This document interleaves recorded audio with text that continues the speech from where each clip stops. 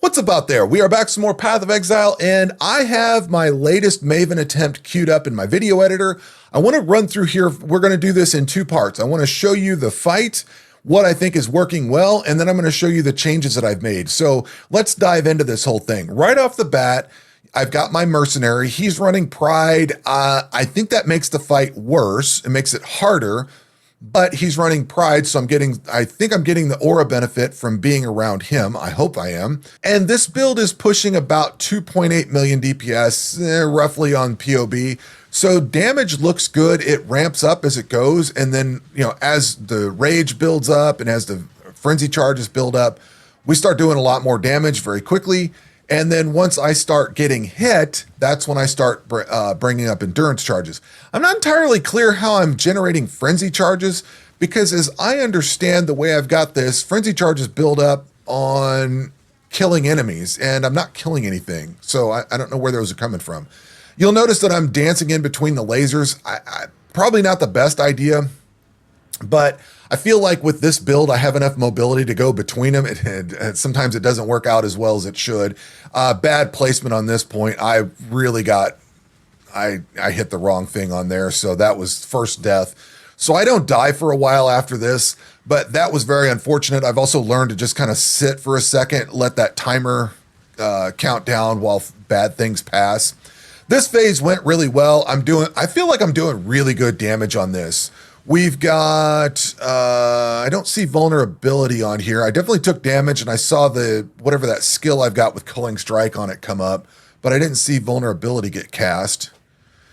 We are doing fairly well with this Maven game. It's just 3. You just go back and forth, or well, got to go around to that side, but this one was real easy. When she starts pulling this thing out of the middle, I've noticed that I need to stand closer to the outside of the ring or the arena. Bad placement on those. I should have got out of that a lot sooner. I don't know. I don't know why I didn't, but I just didn't. So damage is really good. I'm very happy with the damage. I'm fairly happy with the survivability, and my dodging has gotten better, I think. I think my dodging has definitely gotten a lot better. I almost forgot about that phase. That's why I kind of hesitated there. I've been forgetting this phase a couple of times. But damage on this thing is really good. Damage with the ads, the boss ads here is really good. I feel like my survivability is really well. I'm able to stay on target on this thing, especially since all the degen crap is on the outside. I can just sit here with the size of the AoE that I've got going on. I can stay on all this stuff and kind of stay, even if the degen is in the middle there, I can kind of stay on the outside. See, she's going to start dropping that thing down here. If I stay up too close to try to make it easy, this thing, whatever she drops comes out fairly quickly, but this was just a quick back and forth. So if you get in that, your movement speed stalls out. You can't really get anywhere. So succeeded on the Maven, on the memory game a couple of times. That was really good. And we're doing mostly good. Like I shouldn't have been there. I should have made better choices there. I was kind of thinking she would move out a little bit faster. Again, taking too much damage there. I probably could use something that recharges my flasks. I've considered that. There is, what do you call that? The Y key, whatever that is. There's that thing. There's Pantheon. There's something on the Pantheon. See, I almost forgot that phase. There's something on the Pantheon that lets you recharge flask charges. I probably should take that if you don't take damage or something like that, or don't heal or whatever. But again, this phase goes fairly well. This one's not a big deal. Going around this cold stuff is not too bad. Unfortunate placement there, but like you can see, we've got endurance charges, frenzy charges, all that stuff's built up. Like I'm fairly pleased with this. I can't remember what that one is. I don't think that's onslaught. I don't remember. I have to go back and look at that symbol, but it's good. This phase of the fight goes really well. I'm very pleased with it. I'm starting to get pretty confident about things. I'm a little baffled. We need to go back here. So that right there, that I believe, I don't remember if that's Burning Ground or Ignite. I think that's Ignite. That might be Burning Ground though. maybe burning, that might be burning ground. So I can't deal with burning ground.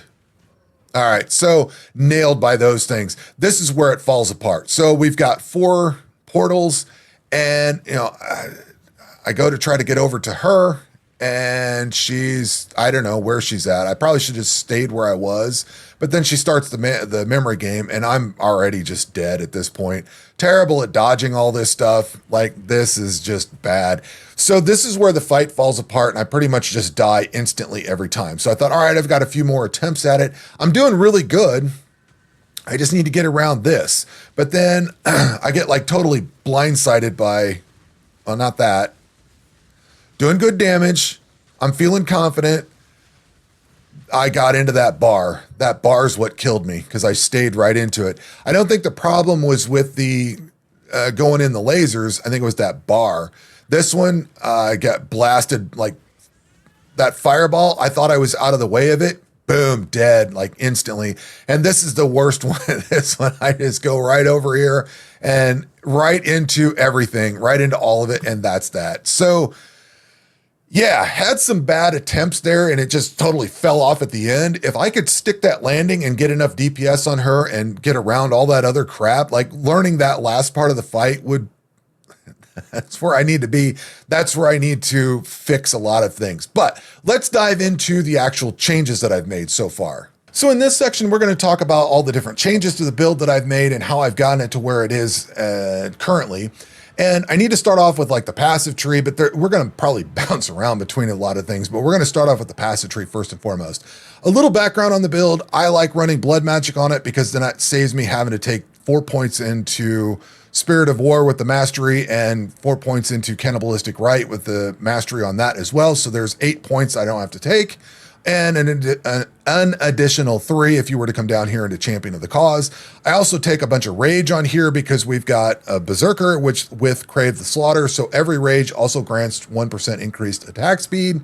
We also gain the 1% increased movement speed with this per 5 Rage with this Rage Mastery. And then with Vengeance, every Rage also grants 1% increased armor. So we get attack speed, movement speed, and armor from having Rage. We also don't have to worry about mana costs on skills and all that. We've got plenty of life regen and leech and everything, so we don't have to deal with all of that. So that's kind of the core tenets of the build. As I was putting this together, you go into POB, you tell it to suggest node power or whatever and give you some points for, once you've kind of got the basic stuff laid out, it'll suggest where the next big damage nodes will come from. And at some point it recommended taking Harpooner because you get impale effect and you get a chance to impale and things like that. And it's a pretty significant change. Like you're going up to like 180 or 200,000 DPS. So that was a change that the thing suggested on at some point. And then, you traverse through level 75, 80, 90, somewhere in there, and you start to look for more points. And then the thing suggests to come in here to Merciless Skewering. That's the next one that does a lot of damage. Okay, cool.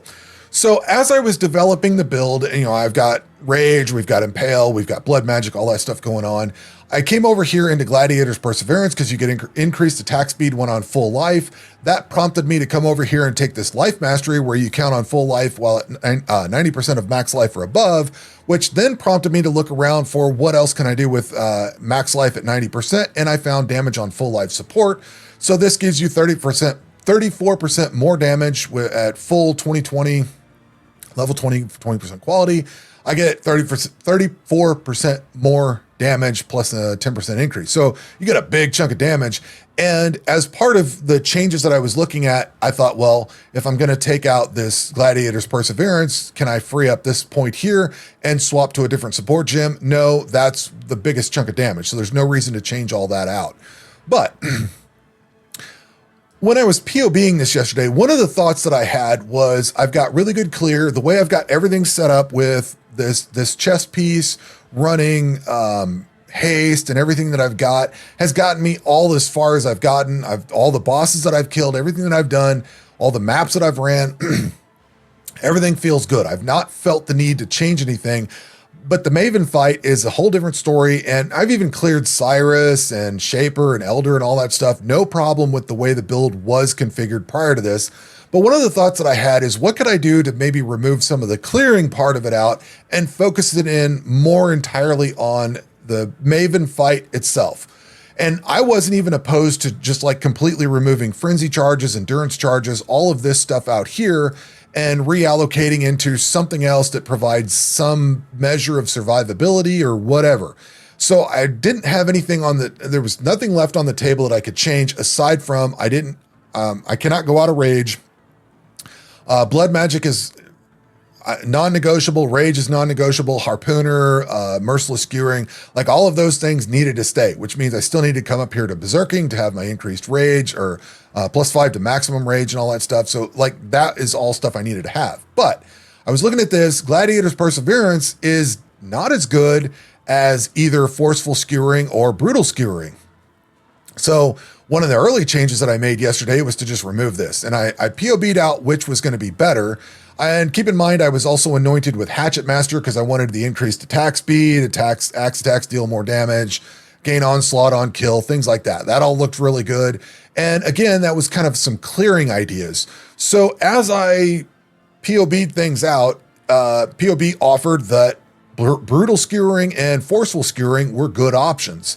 Now, this is 5 points away, 1, 2, 3, 4, 5, and this one's only 4 points away. So I POB'd out which was going to give me the more bang for the buck, which was going to, this is going to cost me 5 points. This is going to cost me 4 points. And I wanted to figure out which one I wanted to anoint and which one I wanted to path to. So by anointing on this one, I was able to path to this one and free up a point. And I think that balanced out the options fairly well.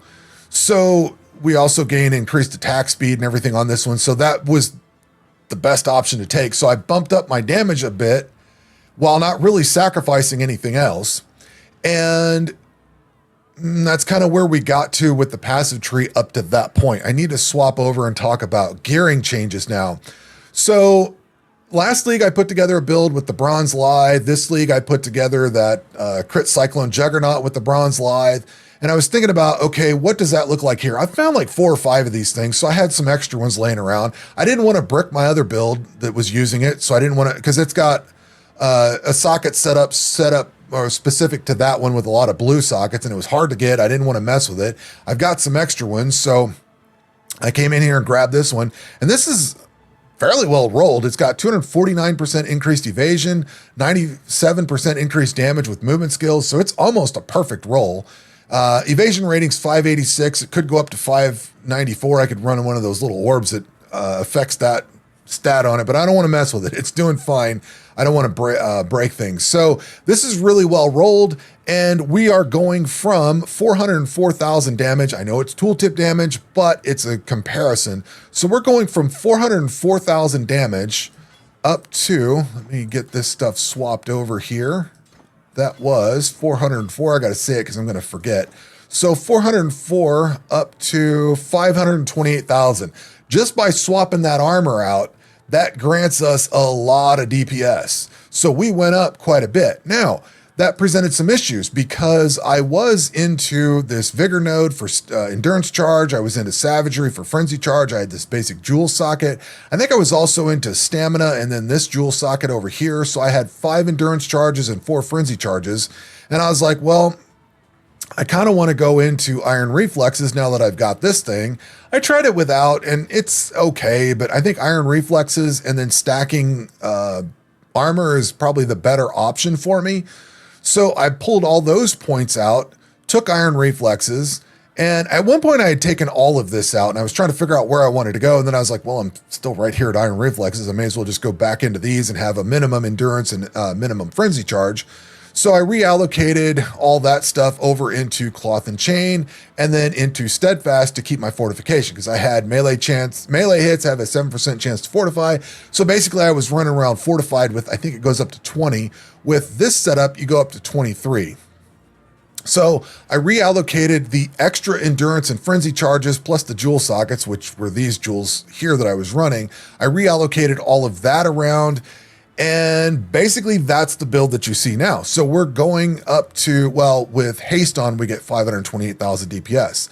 So if I drop haste and go to determination, we drop by about 60,000 DPS, which isn't all that much, but you go from 18,000 armor up to 35,000 armor. So you almost double the armor for not much of a DPS loss. So that is basically a lot of the balancing changes that I've made between the passive tree and my gear that have allowed me to pretty much keep, I think I'm still around 2.8 million DPS. The DPS on the Maven fight looks good. I have no complaints with that. My survivability seems better, so doubling my armor feels good.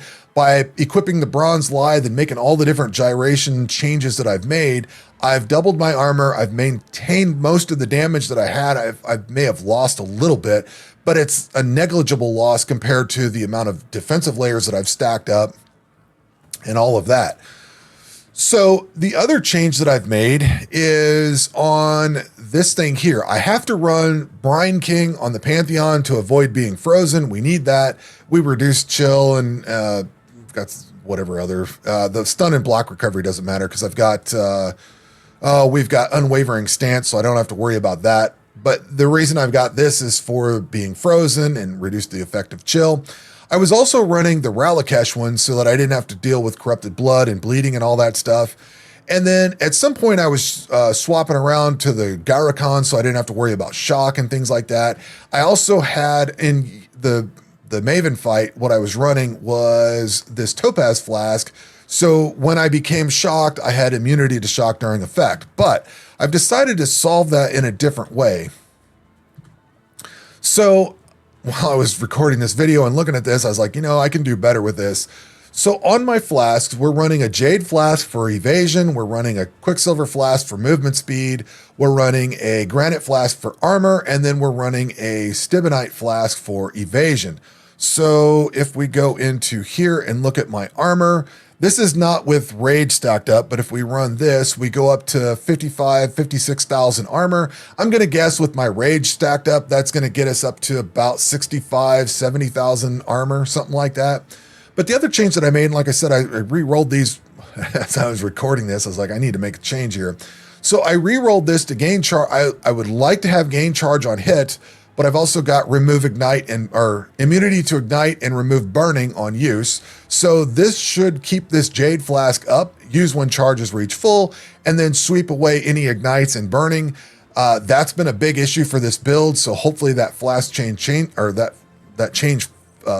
resolves that problem. I've also re-rolled this one to immunity to bleeding and corrupt blood during effects. So hopefully having a Quicksilver Flask up all the time, I can wash away that and not have to worry about that Pantheon setup. On my Granite Flask, I've also got immunity to shock during effect. I need to re-roll this until I get gain charges on hit and then make sure it has immunity to shock as well. That I think is a really good combination. Shock is nasty on this. And then for this last one, I put immunity to poison. Poison's a less of a problem, but it is an issue sometimes, so I put that on here.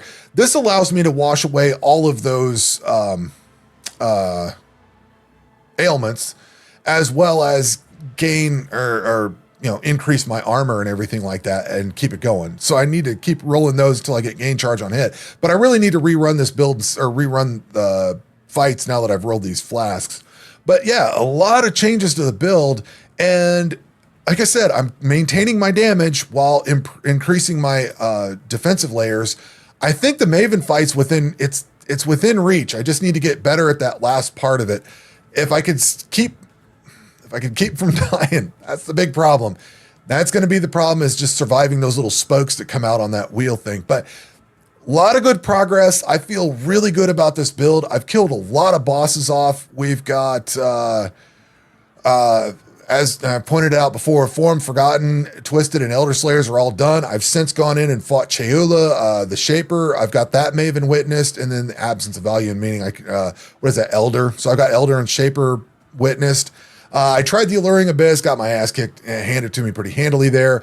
I did try the Cortex. I think I did pretty good on that fight, but I don't have a second attempt on it. I've done all the new bosses they've got. I did retry the Hidden. I went and fought them all separately. They are cakewalk separately. I died like once fighting all four of them by themselves.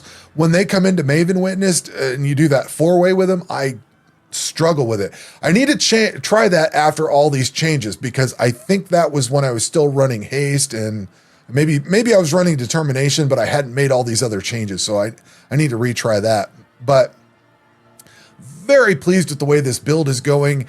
And I I think the progress is there. I just need to close the deal on the Maven fight and get that one done.